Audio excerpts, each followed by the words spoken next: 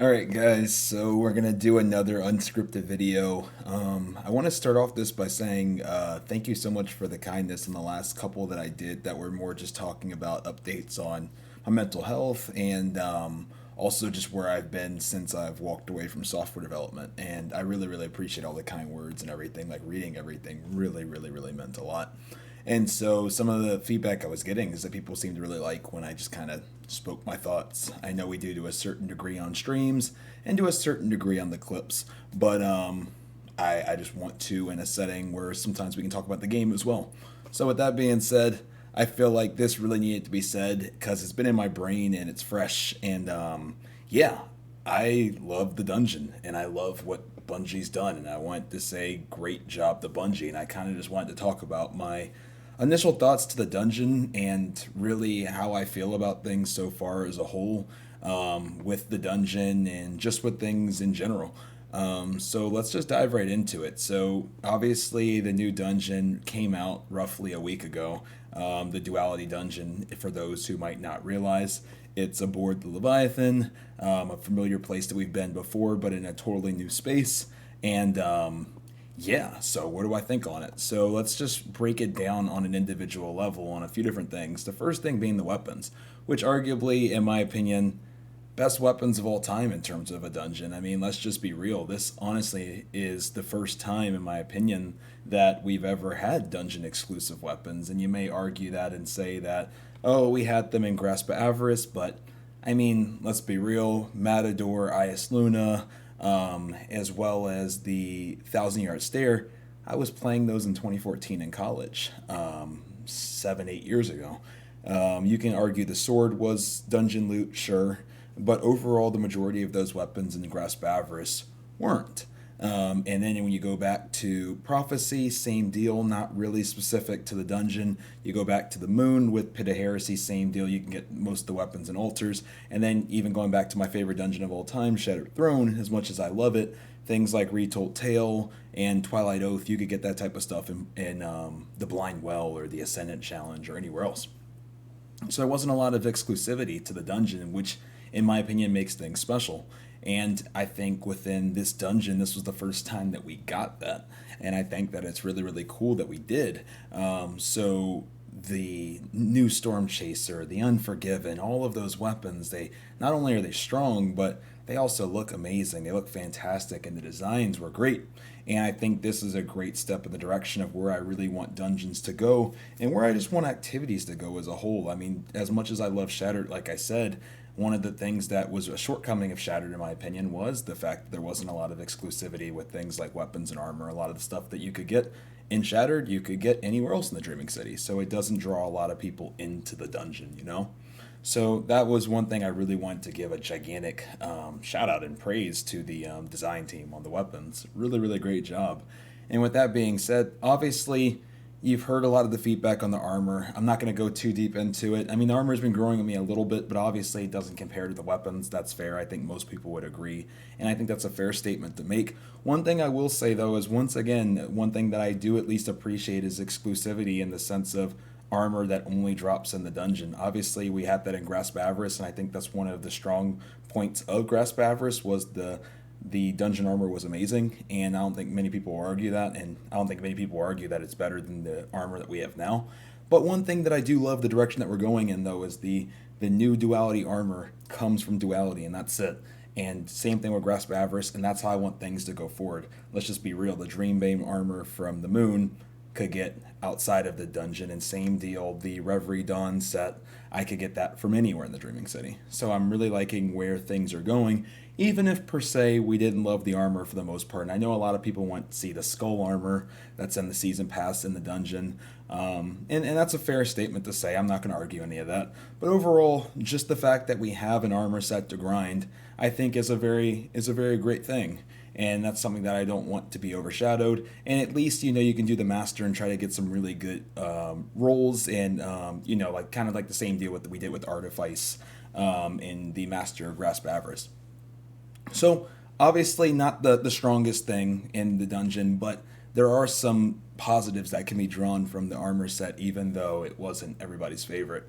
Moving on from that, another thing, guys, the farmability that makes up for this too. This is arguably the most farmable, maybe not even just dungeon, but maybe one of the most farmable activities we've ever had. I mean, in the sense that not only can you farm the encounter every single time, and go all the way through, but to a certain degree, let's take Grasp of Avarice back in the day, you really only were going to get what was in your loot pool to drop. So if I ran my character on my Titan, then I only got chest piece, arm piece, and grenade launcher. If I kept running the rest of the week on that character, that's all I'm going to get until the very next week when I have a chance to get new drops. And you slowly but surely extend your loot pool until eventually you have everything that can drop in your pool. And then the farmability kind of gets started and the ball gets rolling as the weeks progress. And that's how things have been in things like Prophecy and things like Grasp of Avarice as well.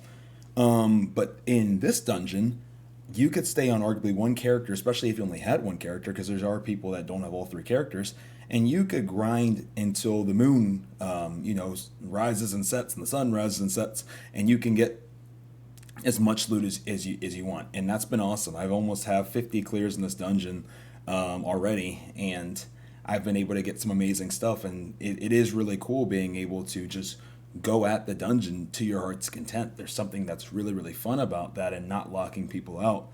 And I think that they did a brilliant job of making this feel great because of the farmability aspect. And I think that's something that I don't want that to get lost. I think that this is something that I think a lot of people would love to see more in the future. And I think it's something that kind of counteracts some people's points of the weapons not being craftable. Obviously, the fixed odds and the Epicurean are craftable than the returning menagerie weapons that were put inside the dungeon as well. But obviously, the meat and potato weapons, being things like Storm Chaser, aren't craftable. But I think that they're able to offset that by allowing the dungeon to always be farmable, outside of the new exotic, obviously. But besides that, you're able to farm to your heart's content to get the rolls that you want. And honestly, the grinder in me, I kind of like that. I kind of like the balance between some things being craftable and really, being able to hone in on what you want, and some things still needing to, repeatedly play the game to get what you need. I like that balance, and I think Bungie's still trying to find a balance. I don't think it's perfect yet, but I do think as they continue to go through the seasons, they'll find that balance and get things right. On top of that, in terms of the weapons, obviously we had the new exotic sword as well. I like that it's RNG. I think that gives a reason to keep going in every single week as well until you get it, as well as the fact that obviously there's some triumphs in there that allow you to kind of raise your RNG as well. I think that's creative. It allows you to do some exploring and also hear some really good loot, lore, which we'll get into in just a little bit.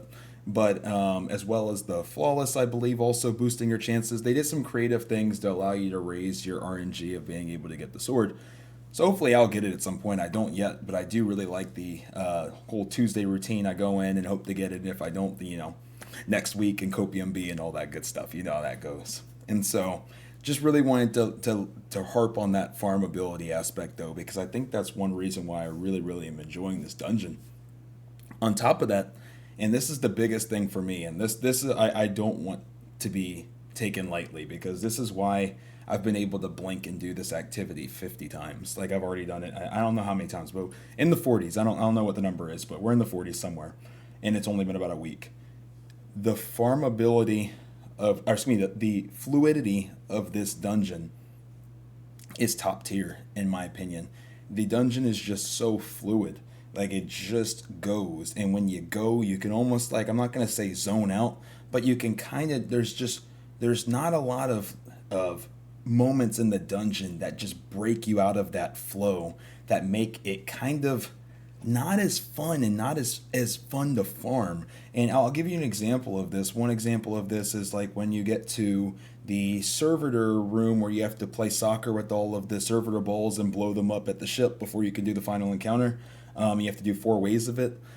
That encounter's slow, and you can't speed it up to a certain degree, and because of that, it feels like it's a break in the sequence, and that causes me not to like farming Grasp of Avarice to the same level that I like farming something like this, because it just feels like once you hit the start button on this dungeon, you just go, and there's nothing that breaks it. The mechanics are good in my opinion. I know some people have been kind of back and forth about mechanics on this. I thought the going between dimensions in the same room was a really creative thing. Some people were saying, oh, it's just symbols and grab and slam, but I would make the argument almost everything is to a certain degree. I mean, you kill enemies and grasp avarice, they drop exotics, and you stand by a crystal. I think to a certain degree, this is kind of like that in the sense you kill an enemy, it drops the symbol with the staff, and then you go slam it. But also with that, we get the familiarity and the nostalgia of the callus symbols from before. And then also we're going back and forth between dimensions, which I thought made it really fun anyways, and gave you that almost like Inception feel, which I thought was really, really cool. But back to kind of the fluidity point, it just felt like none of the encounters broke that sequence of that pacing where you just go, and it's just no breaks in the action, and it just feels good. It feels very, very good. And that's something that honestly, guys, I haven't felt since, and you know how much I love these missions, but Outbreak and Whisper, and for me also Shattered Throne. And this is why I've been able to have done Whisper and Outbreak almost 1,000 times, and I think Shattered Throne approaching 400 times, is because I just start playing it, and I mean, and I love helping with all activities, but with those activities, it is just so fun because all of the points I mentioned before about weapons being great, being able to farm it, being able to get armor, and be able to get the new exotic sword, and all that stuff is cool. But eventually, you get all of the loot. That's going to happen whether it's in week 1 or whether it's in week 30. Whatever week it is, you're going to get all the loot at some point. And then after that, it really comes down to just, is the dungeon fun, or is X activity fun? And for things like Whisper and Outbreak, and God, please, I hope we get a secret mission at some point again. We can talk about that in a different one, because you guys know I could talk about that for hours. But just on the fluidity aspect, it's just fun. I really, really do enjoy this dungeon, and that's the same feeling I used to feel with Outbreak and Whisper. It's the same feeling I used to feel with Shattered, and maybe you guys can let me know if you agree with that fluidity point and the flow and just that fun of being able to run through it and not feel like you need to almost like where you're just having to focus so hard and coordinate so much that you kind of aren't having fun. You're more so just kind of you're going through the motions almost at that point, and it's just not fun. And that's kind of how I felt about some other things to a certain degree. I pretty much enjoy the majority of the things that have come out, but this is on a different level for me, and it kind of reminds me of some of the things in the past. And I really just want to really, really, really, really give props to Bungie on that, because I'm about 50 runs in, and I'm not tired of this dungeon at all, like at all. And I'll probably run another 50 in the next week. And we're gonna keep going and try to help as many people out as we can. And if you guys ever want to come through the streams, feel free to, and we'll try to help as many people as possible.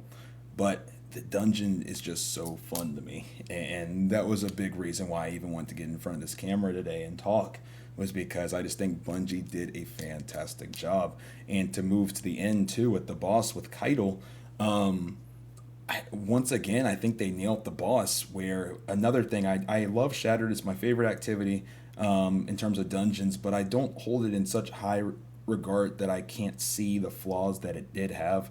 We did already talk about the issue with armor and weapons. Another issue that it had was, let's just be honest, dueling Karu, it was just kill knights and then kill wizard that stands still and just throws a bunch of beams at you. Like, there was nothing that was really innovative about dueling Karu to a certain degree.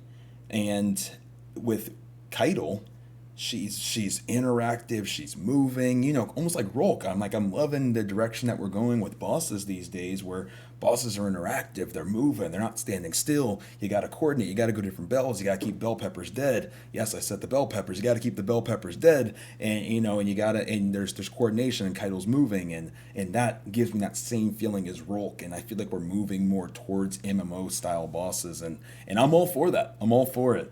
So overall, I think they nailed Keitel as a boss as well. They nailed the weapons, as I said. They nailed the armor. The fluidity is great. The farmability is great. And then lastly, and we can't sleep on this, the lore is fantastic. I mean, Callus is talking to us the entire time.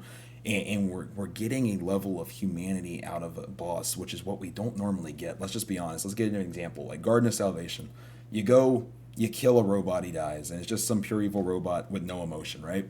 But Callus, we're seeing the humanity side of Callus, and as you go through the different memories and unlock everything and hear all the dialogue, we hear regret, we hear sadness, we hear shame, we hear like pain in his voice. We're not hearing things that we normally hear from things that aren't human. It's almost giving a level of humanity to one of our familiar bosses that we first saw back in 2017, which was 5 years ago at this point now, which is crazy to think about.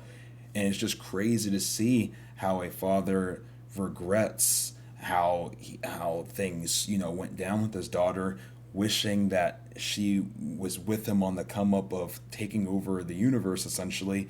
And it's his shining star, as he said. And it really just shows that level of humanity that a lot of, I'd say, bosses, and not even just Destiny but in general, don't tend to have. And it also sets us up for final shape when you unlock the rest of the memories and you hear that Callus is going to make a gigantic sacrifice, and it seems like it's going to lend us in to final shape eventually. So it's going to be very interesting to see how they leverage Callus, and not only final shape but even just in Lightfall coming.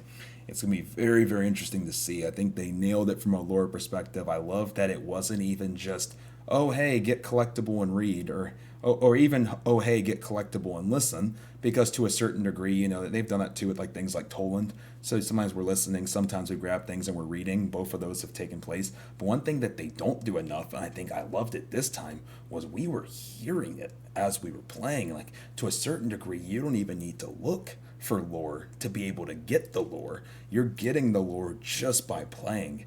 And that's something that I don't think we have enough. And it's something that I think they truly nailed. And I want to give them their props from that. I think they did an amazing job from a story standpoint as well.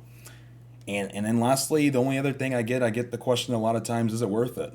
And I mean, worth is a very hard thing, because what's worth it to some people isn't going to be worth it to others. The only big thing I can say is, I mean, the dungeon pass is either $20 or it's a part of the deluxe edition. For me, I mean, I spent $20 on Taco Bell the other day, and I can never enjoy that Taco Bell meal again. I miss it. That quesarito was amazing, but I can't enjoy that quesarito again. To a same degree, you go to the movies, they're expensive these days. You watch the movie, it's $20. You go, you enjoyed it, that was amazing. I try to go back in the theater. I'm like, I already paid for it. Can I go watch it again? They're like, no, pay again, or buy a Blu-ray, or buy the streaming service, or blah, blah, blah. But this, for the price, I'm going to be enjoying this dungeon for years to come. So I can't speak for everybody, but for my own self at least, I mean, it's definitely worth it for me. I think that it definitely makes more sense, probably, especially if this is going to be the structure going forward, definitely the deluxe versus buying everything individually. Because for that additional $40, you get 4 seasons and the 2 dungeons, versus doing everything individually and having to pay a little bit more. So I definitely think if this is the model going forward, that's probably the play. But in general, I mean, I'm really happy already just with the first half, and the fact we have another dungeon coming. I'm super excited. The fact that we got a raid with Witch Queen coming out, and the fact that we got these 2 dungeons, or this dungeon we have now, obviously, but then the next dungeon that's in season 19, and then a returning raid that's coming in season 18. For 2 raids and 2 dungeons to come out in a year, I mean, we haven't gotten at least big content drops like this in quick succession like this since the year of Forsaken, when we got Last Wish, and then we got Scourge of the Past, and then and Hyobi Labs too. I don't even want to sleep on it, but in terms of the raids and stuff, we got Last Wish, Shattered Throne, Scourge of the Past, and then we got Crown of Sorrows, excuse me. And so we got a decent amount of stuff then, and that seems to be the path that we're back on. So if the dungeon key and everything like this is what's going to power us down that path, I'm all for it. I mean, maybe I'm a little biased too because I've been a developer for so long, but things cost money. So I think value is going to be placed for different people. But for me, I've been enjoying it. I've run it about 50 times already. I've had a blast. I want to say great job to the development team, and I just wanted to just really give them some props, because I know, and also there's been a lot of negativity towards them and some different decisions that are made sometimes, and I don't think that sometimes we could say thank you enough for what they've done.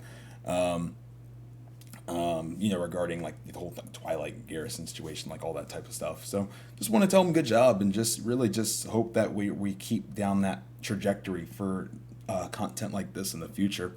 And I know not everything's perfect, guys, but hopefully step by step we can get things there. So let me know what you think of the dungeons and everything, and also in general, just let me know just your feedback on just things in general in Destiny. Just keep it constructive because I think that's the best way to ultimately make progress happen. I mean, I know things aren't perfect, and I'm not gonna pretend like every single thing is. But I think if we go about things in a constructive way, then I think hopefully we can work to have concise feedback that hopefully can be received. So that's really all I have. If you guys like these types of videos where we just sit here and talk, and I just talk your guys' ear off essentially, let me know. Would love to do it more. I just figured, let's just talk for a little bit and just see what dialogue we can have in the comment section. So look forward to seeing some of you guys in there. Let me know what you thought of everything, guys. I love you guys. Have a great rest of your day and weekend, and I will hopefully see you guys in stream for more dungeons I'll be at twitch.tv/cbgray sometime today, depending on when you're watching. But, jump in. Let's get some dungeons done. I love you guys. I'll catch you soon. Bye!